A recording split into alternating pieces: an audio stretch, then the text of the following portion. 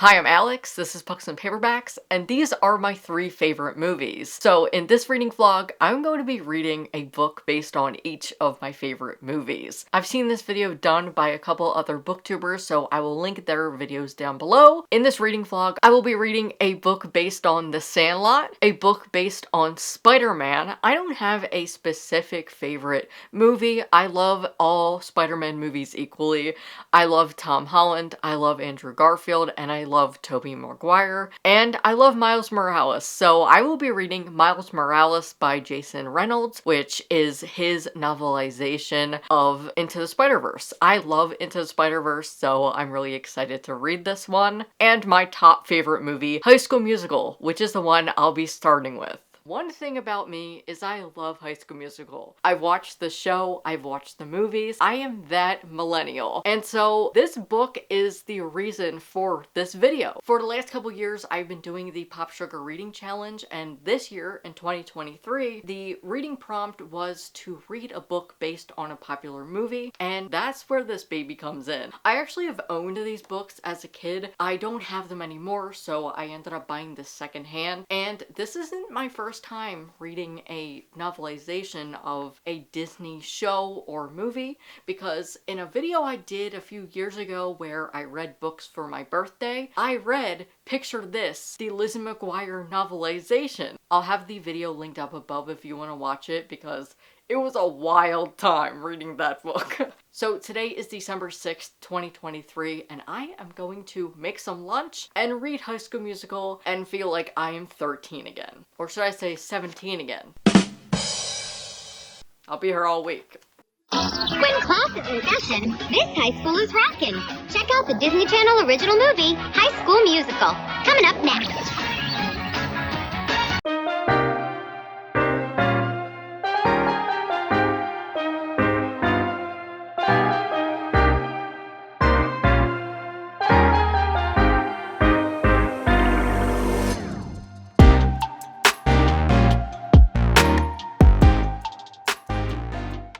I just finished up the novelization of High School Musical, and it was fine. I will say it did a good job of novelizing the movie. There are some things that are changed. However, I was upset because they didn't add the iconic line, "What are those two doing in a tree?" Where's my team, Darvis? What the heck are those two doing in a tree? The scene was there, and I was so excited, and then it just didn't happen, so... Another interesting thing from the book is we find out Coach Bolton's name. I feel like he was always just addressed as Coach or Mr. Bolton, and this book actually reveals his name, and his name is Jack. I didn't know that. Maybe it's common knowledge from my multiple rewatches of this franchise. I must have missed it, but now we know his name is Jack, and I thought that was pretty cool. I will say some of the writing was cheesy. It was a little cringy. It's from 2006, so I can't really fault it for that. There's just so many times where the author is trying to have the boys come off as boys. In Act 3, after the conflict where Troy and Gabriella's friends turn them against each other, Troy is at his lowest point, and his friends come to apologize, and just the language is so weird, because I'm like, they just don't talk like this. In this scene, Zeke calls him Cap, because he's the captain. Yeah, Cap, if singing is something you want to do, we should be boosting you up, not tearing you down.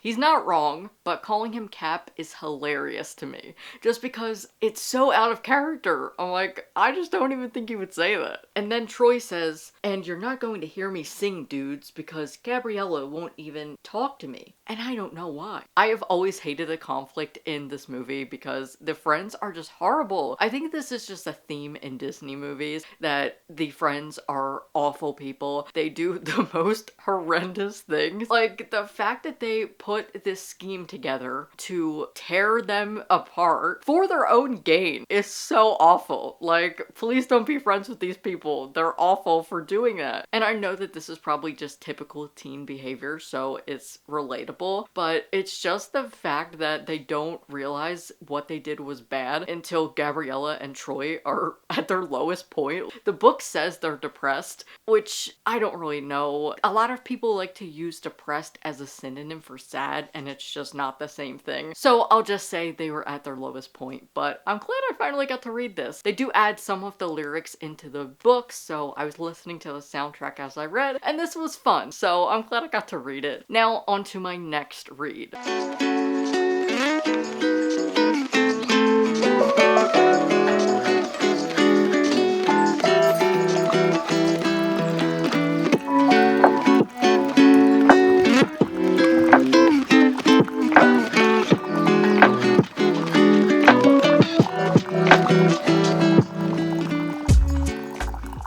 Hello, I started Miles Morales. Wait. That's better. So, I started Miles Morales, and I really enjoy it. Full disclaimer, I am going to be very biased here because I love Spider-Man. I have watched every Spider-Man movie, and yes, I love Into the Spider-Verse. Oh, for crying out loud.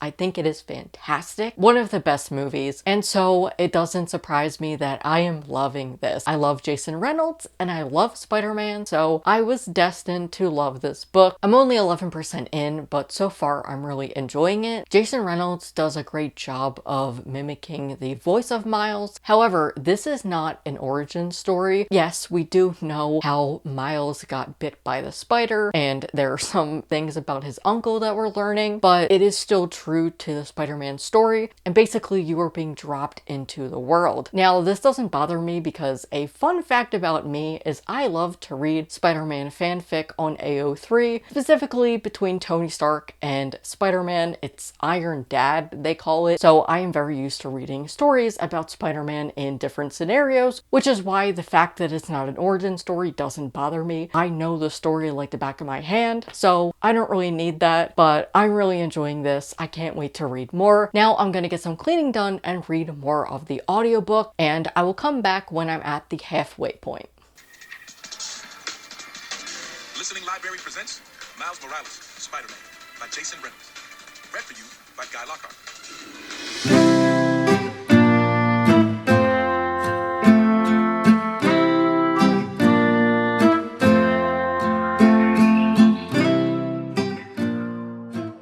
Hello, it is December 29th. I'm 84% into Miles Morales, and I'm about to go on a mental health walk because it's super nice out. So I wanted to pop in before I go on my walk and probably finish this book. But here are my thoughts right now. I am really enjoying it. I like being in the world, but it is definitely a book that you just have on in the background. However, the plot is super confusing since we have two things going on. Miles's teacher, Mr. Chamberlain, is being really discriminatory and racist towards the black kids in his class. So we have that going on, and there's a reveal about a cousin that he never knew about. So we have two things like that going on. I think that that is more to open up more conversation about his uncle, because Miles is constantly being told not to be like his uncle, and his parents just care so much about him and they don't want him to go down the wrong path. So I just think I'm gonna have to wait until the end of the book to know what I actually think, because I just got to the villain arc and everything is about to unfold. I love character-driven books, and like I said, I love reading Spider-Man fanfic, so I'm very used to reading stories that are short and don't really have too much plot. It's just Spider-Man doing something. I'm gonna go on my walk now, and I will return once I have finished the book. And I'm gonna try to find a little free library. So I'll see you soon.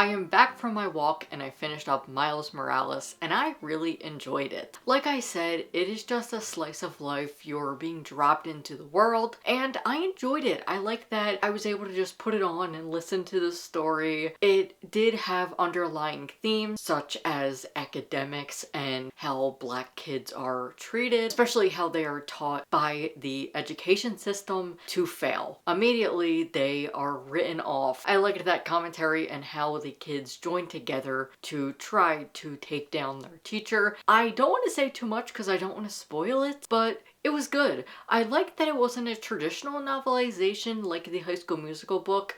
This wasn't like word for word, it was just a story. So if you like Spider-Man like me, I recommend this book, but I will say you really have to go into it with low expectations. If you're going into it thinking that it's going to be just like the comics, there are a lot of mixed reviews on this book. Some love it and some don't. I think if you don't know about Spider-Man, you'll like this, but if you are a huge Spider-Man fan and you want everything to be correct, I'll link Ashley's review down below from Realm of Comics because she talks about her feelings towards the book as someone who has read the comics. I haven't. I strictly am a Spider-Man fan for the movies. I have never read the comics. I would love to, but it seems like too much work, honestly.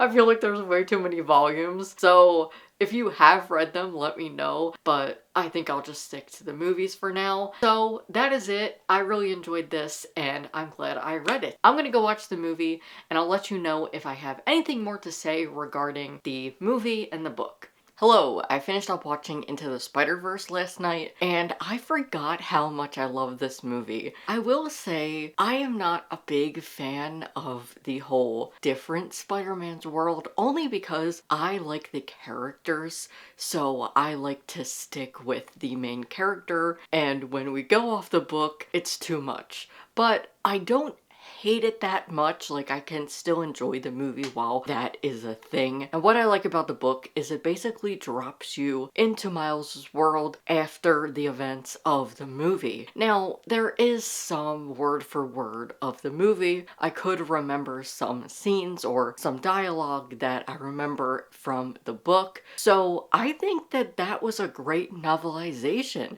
because I'm not a huge fan of the novelizations like High School Musical where it is just word for word. Like, if I'm reading the novelization, I already know what it's about. And yeah, maybe some people are reading the novelization because they don't know what the movie is about and it gets them to watch the movie. But I love that that's what Jason Reynolds did. And I wish more novelizations would be like that. So this actually inspires me to pick up more that are like this. So I think that this one's a win. I would really like to see a sequel or something. I kind of hope that this gets picked up for more. This came out in 2017, I believe, so maybe that is far-fetched, but I would love more. Please, Jason, give me more. I love this. I would also just like to see him write some fantasy. I think that he would do a great job because the action in this book was so good. Honestly, I highly recommend the audiobook if you're looking to pick this up. I thought it was fantastic. So that was good. I loved the movie. It was really fun. And I forgot how funny it is. That's one thing I love about the MCU. The script is hilarious. It is so funny. And I had a great time. I'm really glad I got a chance to watch it. I don't know how I missed this, but my favorite thing about this movie is the animation and the soundtrack. I was listening to the soundtrack when I was finished watching the movie, and I honestly still am because I forgot how much I love this. I'm so glad I got a chance to rewatch it because it restored my love for it. I love the soundtrack. The animation is phenomenal, and there is a reason that this won so many awards. In 2019, it won an Academy Award for Best Animated Feature, making it the first ever Spider-Man movie to win an award. Now, on to my final book. And the moment that I've been waiting for, The Sandlot. This is my all-time favorite movie. And yes, I know it is ironic that me, a hockey fan, likes a baseball movie. I love The Mighty Ducks. One of my other favorite hockey movies is Goon. So yeah, I do love hockey movies. Now, I love this movie strictly because of nostalgia, and you probably sense a theme in this video that a lot of my favorite movies are from nostalgia. Like I said, I'm a millennial, but I love this movie. I can recite it with my eyes closed. I have Funko Pops of the characters, Benny the Jet Rodriguez and Squints. I have been wanting to collect all of them, so I only have the first two so far, but they do have Smalls, and I really want that one next. I just love this movie. I can't wait to rewatch it, and I'm surprised that I was able to actually find a book for this. Now, it doesn't have a novelization, but I was able to find a middle grade comp, Sandlot meets Esmeralda Rising. Now, I've never read that book. I will look it up before I read just to get a sense of things, but it's comped as The Sandlot. I believe it's probably just because it is set in the 1930s and it is about baseball. Now, The Sandlot is, I don't know what year this is set in. 1962. I believe it came out in the 90s, but it is a older movie, so I understand why it would be comped that. And I feel like a lot of baseball books, especially middle grade, are usually comped as The Sandlot because The Sandlot is about these boys who go to the Sandlot and play baseball. And the whole plot is that there is this monster behind the fence, and there's been a story about the guy who lives there. And of course, as kids, they are terrified about what is over there. But it starts making noise, and so they start to investigate, and it is just hilarious. Then we have Scotty Smalls, who just moved to town. It's the summer, and his mom wants him to make friends. And his stepdad's in the picture, and he's trying to bond with him, and baseball is one of those things. If you haven't watched this movie, I highly recommend it. I love it so much. I have watched the sequels, and I will say The Sandlot 2 is fine, but the original Sandlot is the best. I don't think anything can compare, and so I'm excited to read this book and find out if I think it is like The Sandlot. Now, like I said, it's probably comped as Sandlot because it's about baseball. I have read a few baseball middle grades before that have Sandlot as a comp title, so I don't know if I'm going to get all of the Sandlot vibes. It's probably just about baseball, but I believe that this is going to be following girls in baseball, so I'm excited. The book I'll be reading is 3 Strikes Summer by Skyler Schrempp. Publishers Weekly says Sandlot meets Esmeralda Rising in this vividly rendered, emotionally vulnerable middle grade historical novel about a strong-willed girl who finds her voice in a tale of moxie, peaches, and determination to thrive despite the odds. When the skies dried up, Gloria thought it was temporary. When the dust storms rolled in, she thought they would pass. But now the Bankmans come to the family farm, and Pa's decided to up and move to California in search of work. Okay, that makes sense with The Sandlot. They'll pick fruit, he says, until they can save up enough to buy land of their own again. There are only 3 rules at the Santa Ana Holtzen Peach Orchard: no stealing product, no drunkenness or gambling, and absolutely no organizing. Well, Gloria May Willard isn't about to organize any peaches, no ma'am. She's got more on her mind than that, like The Secret, all-boys baseball team she's desperate to play for. If only they'd give her a chance. Dude, that's amazing. No, this is if Scotty Smalls was actually a girl, and I am thriving right now. Oh my god, I can't wait to read this. Gloria has never been the type to wait around for permission. If the boys won't let her play, she'll find a way to make them.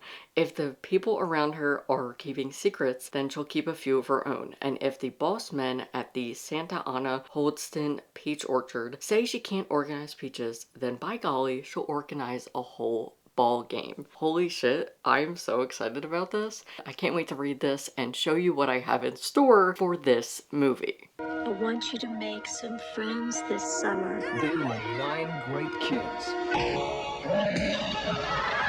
having one great summer. They'll become friends. Just stand there and stick your glove out in the air.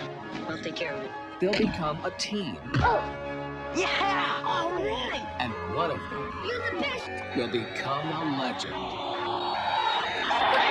The Sandlot, rated PG.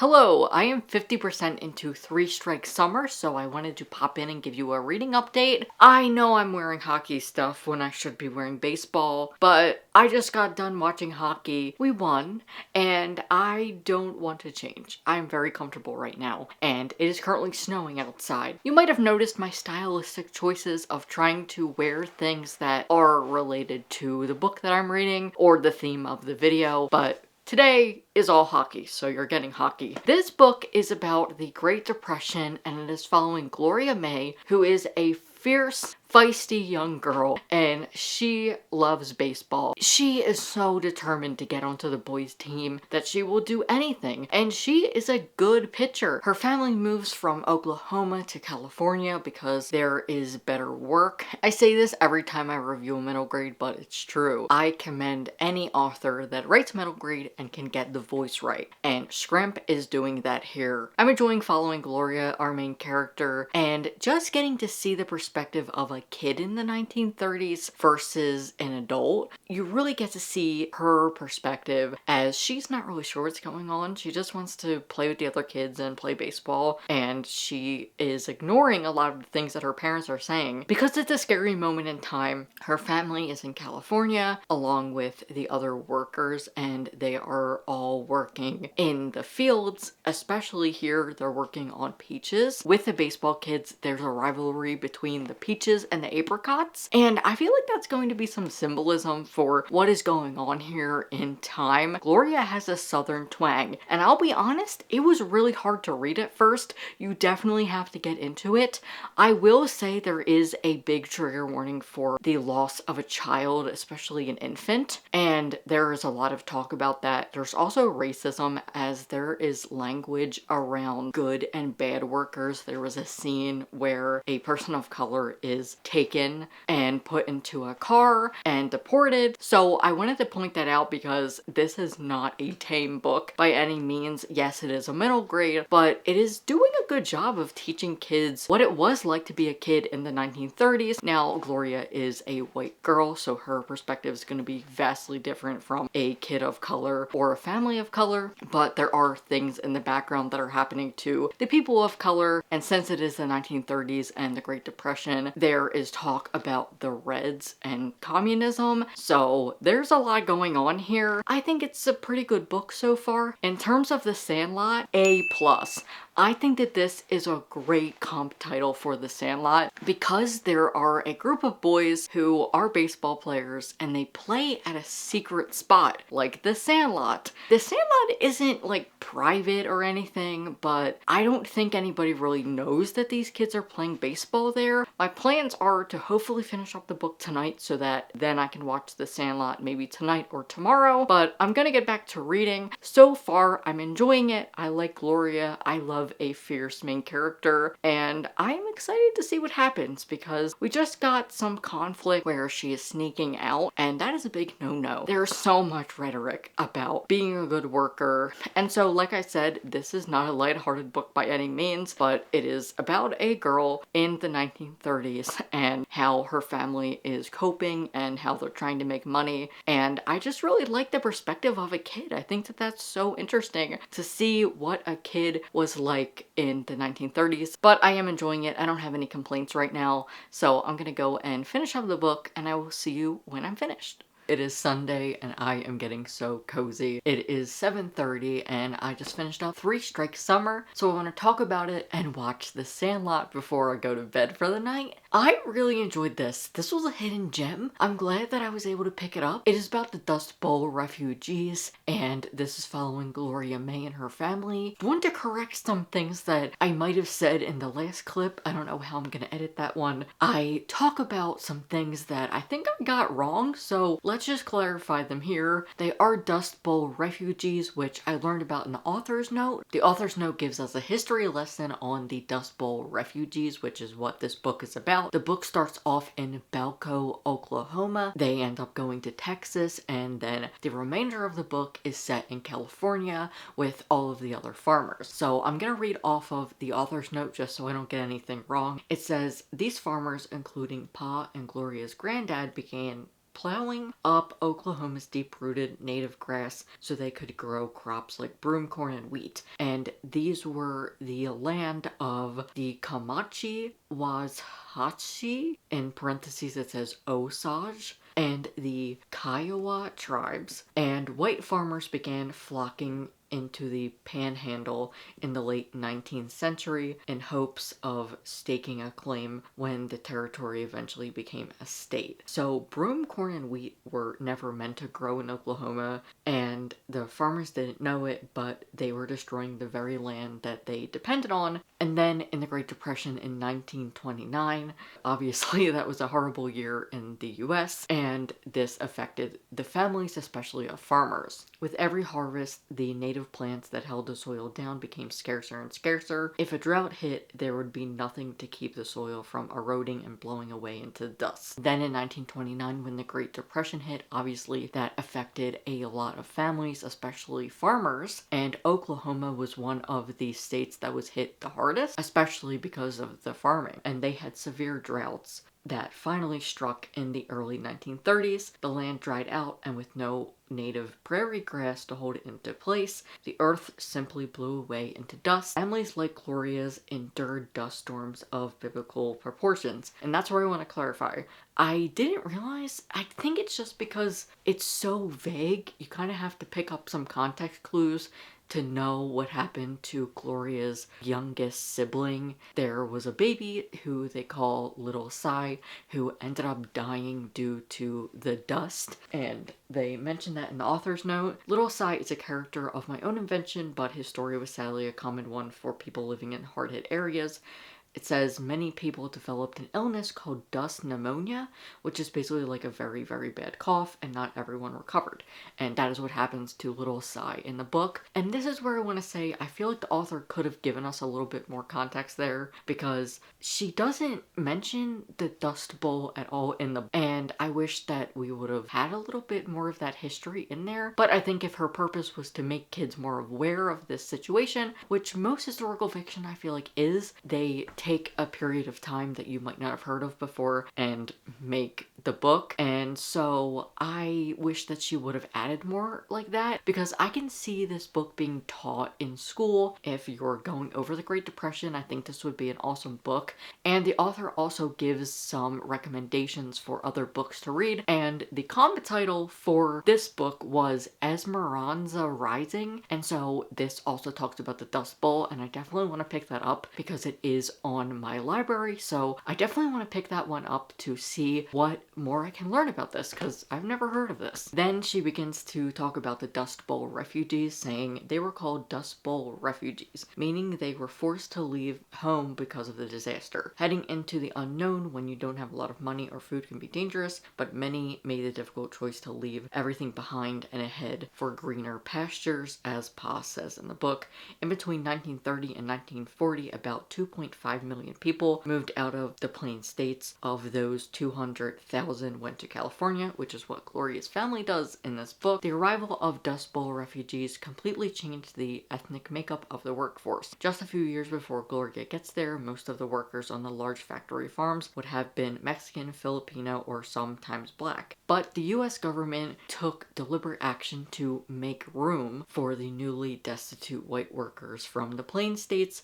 This meant pushing out people of color. They were forcibly deported, including thousands of US citizens, most of Mexican descent, which does happen in the book. So I was right on that. And it just goes on to say Californians called the Dust Bowl refugees Okie, which it makes sense because they're from Oklahoma. Today, descendants of these migrant workers use the term pride, but at the time it was a hurtful thing to say, as it implied you were ignorant and low class. So I feel like I learned more from the author's note than the actual book. You can understand a lot of things through context clues and just through Gloria. And I also want to point out that if you are a teacher and want to teach this, or maybe you're just a parent and you want to pick up this book, it also talks about striking, which is what a lot of the refugees did. And I think that this would be a good introduction to strikes as well. So I'm really glad that I found this book, but that is my biggest complaint, is it doesn't really mention the Dust Bowl or anything.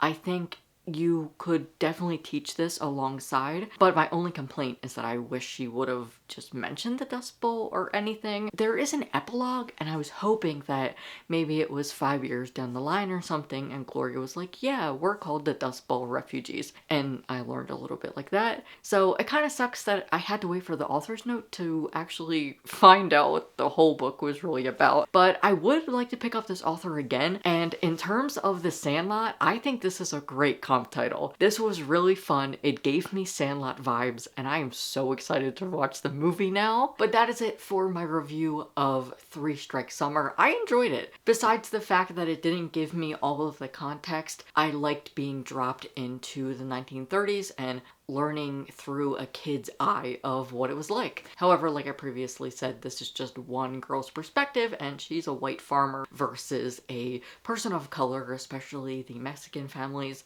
There were POC characters in the background, so at least we got that. But that is it on Three Strike Summer. I would love to know if you've read it, or if you're gonna add it to your TBR. And now I finally get to watch The Sandlot. I am so excited. I think this is going to be the best experience for me tonight. I'm gonna go and make some s'mores, get some popcorn, and I'm gonna go and watch the movie, and then I will come back to finish out this video. Hey, you want a s'more? S'more what? No, you want a s'more. I haven't had anything yet, so how can I have some more of nothing? Shut up! You're killing me, Smalls. All right, these are s'more stuff. Okay, pay attention. First, you take the gram. You stick the chocolate on the gram. Then, you roast the mallow. When the mallow's flaming, you stick it on the chocolate. Then, you cover it with the other end. Yeah, make me one of those. Yeah, me too.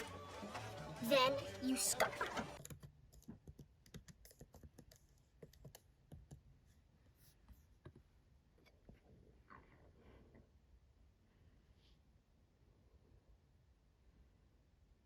Hello, last night I watched The Sandlot and it healed my inner child. I'm so glad that I got to watch it.